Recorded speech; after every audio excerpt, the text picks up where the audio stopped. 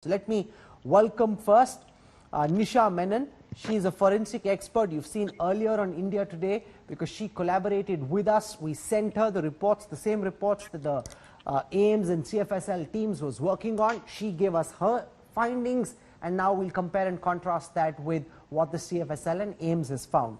With us on this broadcast is Professor Manas Mishra. He has a contrarian perspective on this entire investigation, and we've invited two new forensic experts who were recommended by the team of doctors who are part of this probe, Dr. Neha Sharma and Dr. Ravi Prakash Meshram, an associate professor at the All India Institute of Medical Sciences. With us for a perspective from the CBI, because remember, once the CFSL and AIIMS submit their report as they have to the CBI, then the likes of Navneet Wasan get involved to look at what they make of this report that's come to them. So we value greatly the perspective of the former CBI Joint Director Navneet Wasan.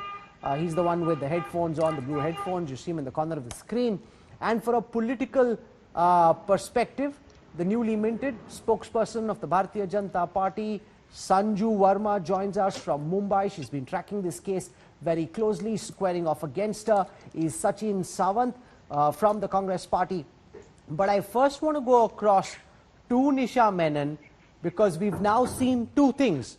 We've seen the AIIMS expert committee report handed over to the CBI. We know that that report has found that there is no evidence of poisoning in the Visra. The Visra report says no evidence of poisoning. Remember, Sushant's father, his lawyer, had been insisting that Sushant had been poisoned. The AIIMS report says no evidence of poisoning. We've now also seen the CFSL scientist who was part of the probe report say no signs of foul play, no signs of murder, no signs of strangulation, and no signs of anything amiss in the Cooper Hospital report. What do you make, Nisha Menon, of these findings, and especially when you look back at the evidence we gave to you and your own independent investigation? This is in line with what you'd put out earlier, Nisha. Hi Rahul, when we start corroborating all the set of evidences which you had given me earlier as a provisional postmortem report, the findings of that particular report, and slowly, gradually, when we are moving towards whatever the AIIMS finding, although it may be just a preliminary or part finding which has come out in terms of the toxicology report, in the absence of the organic poison which is mentioned. So, and as far as the suicidal hanging, the ligature mark which has been clearly indicated in the provisional postmortem report.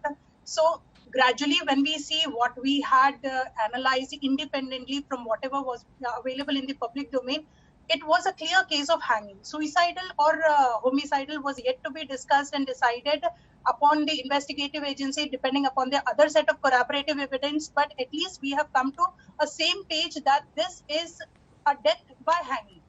So I would say that yes, we were on the right track, and whatever the findings, slowly, gradually, the AIIMS team, forensic expert team is coming up with, I would definitely go by the facts that this is a death by hanging.